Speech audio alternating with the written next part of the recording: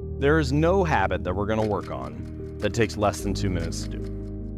But nearly any habit can be started in under 2 minutes.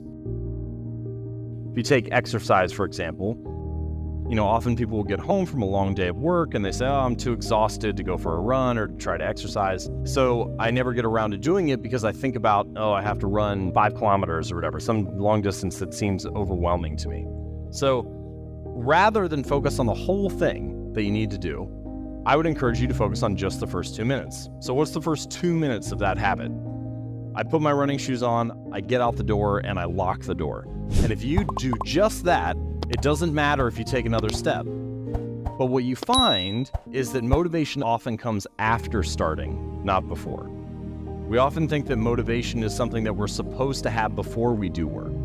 But motivation will come as a result of doing some small bit of work, and then we can trust that the rest of the process will flow easily.